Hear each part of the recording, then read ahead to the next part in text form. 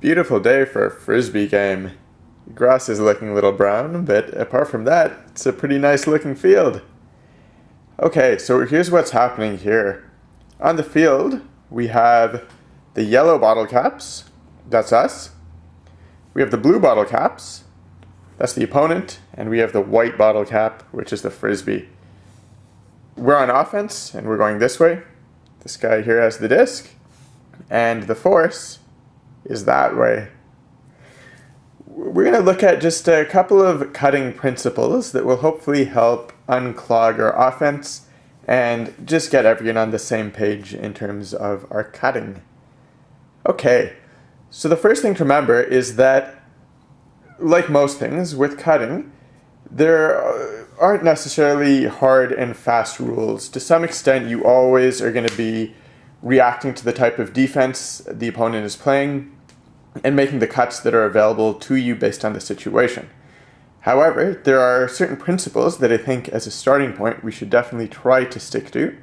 I've tried to make them pretty simple here so that it's not the kind of system where if one or two people don't really follow it, the whole thing falls apart. This is a system that will kind of allow you to focus on a couple of pretty simple do's and don'ts that will, again, hopefully just clear things up and unclog our offense. Okay, so the disc is in. The very first thing that we want to do is the person who is in the open lane, that in this case is this person right here, they've got the most natural lane to the disc. The most important thing for them to do is to clear out immediately. Because you start in the open lane, you're probably defended in the open lane, and the best thing you can do is get out of there and make some space for someone else. Now to clear out, so this is right on stall 0, I'd like to see this person make that slant cut across where they cut inside into the break side. This will clear out the defender on that side. Even if they have a poach in that lane, it'll tend to draw out that poach, which now leaves that open space open again. Concurrently, so at the same time as that first cut is happening, the person on the far break side should be making a deep strike angled across. So that'll look like this. They can cut deep, they'll probably get chased by the defender, and one of two things will happen. Either when they cut deep, the disc will come up and they'll get a nice long leading pass through that space that was opened up by the slant cut, or if after 2 or 3 steps, so kind of at this point, if the disc hasn't already gone up, this cutter needs to be already thinking of cutting back in for the disc. That doesn't mean stop right away and turn around. It just means drag your defender out, clear some space for yourself, give some runway, and then cut back in, and hopefully get the disc in that spot. Okay? So just but at the end of that sequence, you'll basically see the people on the ends will have replaced each other. Sorry for the jerky camera here. Okay, so that's basically it in terms of the system. I think anything beyond that is going to get a little bit too hard to stick to. So let's just start with that basic principle where the person on the open side clears out, the person on the far side cuts deep and back in. If that rotation has happened once and no one has got the disc, it's basically, it kind of opens up a little bit. We want to, again, not over-program things or create a system that's going to be too hard to follow. So at that point, it's basically free-for-all. But at this point, it becomes especially clear that cutters do not clog up this space here. That really needs to be left for handler space, especially once you reach stall 3 or 4. What's going to happen after stall 3 or 4 if the person with the disc doesn't see anything they like?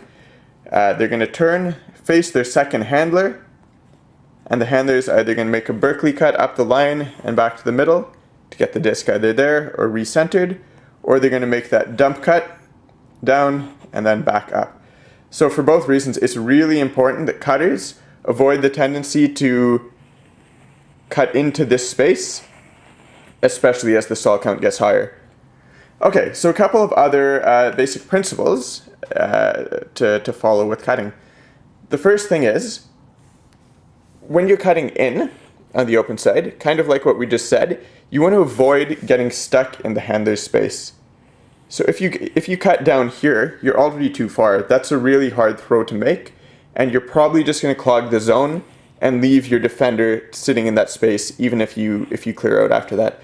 So when you're making an in cut, remember, you want to be cutting in, and then when you're about in line with the horizontal stack, it's time to clear out to the break side. In some cases, you might find that you get a little bit pinched in on your in cut. There might be some other movement over here, and you find you're kind of pinched on the sideline. In that case, the best option is to clear out by just running deep and along the sideline. You'll still leave a bit of a lane open, and at least you won't be getting in the handler's space. A worse thing to do than that is to, again, sorry for the camera, is to cut through the handler line. So if we're looking at this as the handler line, you never want to cut through that when you're a cutter. Again, you'll just end up dragging defenders, and you'll really clog up the reset pass that the handler's looking for. Okay, so those are a few basic things. This video is already 6 minutes long, so it's probably already too long. But yeah, just remember those two things. When you're cutting, you want to clear out before you get too close to the handlers. And if you get stuck, you cut back up the open side rather than through the handler line. Just as a very last thing, remember that the people in the middle here, you want to avoid, once that slant cut happens, you want to avoid drifting into that space, because again, the handler needs that line to either get the deep pass or to, where's this person? Or to get the under from that deep strike. So avoid walking into the open space when you're in the middle. Instead, look to try and get open on the break side. You know, a little cut to the break side certainly never hurts. And you've got a lot of space in the middle to work with, so avoid getting into that open lane. And that's it for now.